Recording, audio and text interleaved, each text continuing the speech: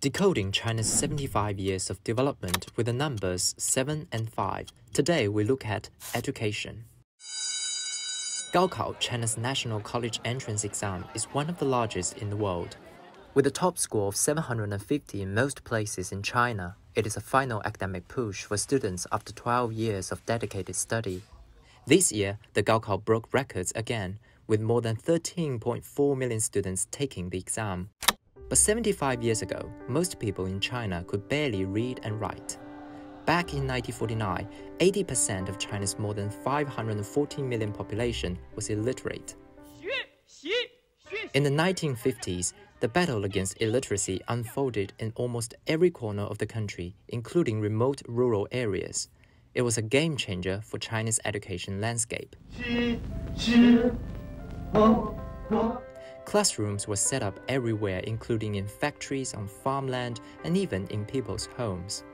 In just 10 years, thanks to 3 large-scale literacy campaigns, nearly 30 million people were taught to read and write.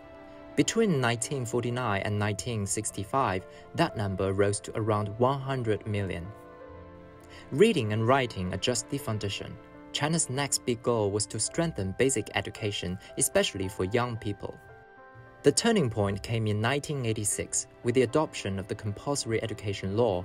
It ensures all school-age children receive 9 years of free education, 6 years of primary school, and 3 years of secondary school. But challenges remained, particularly in less developed regions, where access and resources were limited. This photo is familiar to many in China. Taken in 1991, it features an 8-year-old girl from rural Yaohui province. Her eyes filled with a desire for knowledge. She became the face of China's Project Hope, a program founding education for children in poor communities. Since its launch in 1989, Project Hope has built nearly 21,000 primary schools and helped over 6.9 million rural children.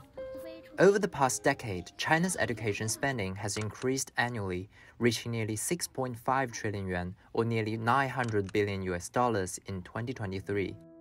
By 2001, China had largely achieved its 9-year compulsory education goal. 10 years later, nationwide coverage was implemented. Next, China shifted its focus to improving the quality of education. In 2019, it launched the Modernization of China's Education 2035 initiative, with the aim of making China a global education powerhouse. Digital education, a growing trend, is reshaping the landscape. Technology like AI and big data are tailoring education to meet individual student needs, while live streaming and online platforms are bringing innovative courses to even the most remote schools, narrowing the urban-rural education gap. We now see children in the mountains sitting in classrooms surrounded by green hills, playing the piano, dancing, singing songs, and learning the same lessons as city children in real time. From its push to eradicate illiteracy 75 years ago to today's cutting-edge virtual classrooms, China's education journey has laid a solid foundation for the country's social and economic growth. Talent cultivation remains a key challenge for education systems worldwide. Step by step, China is moving closer to its goal of becoming an education powerhouse by 2035.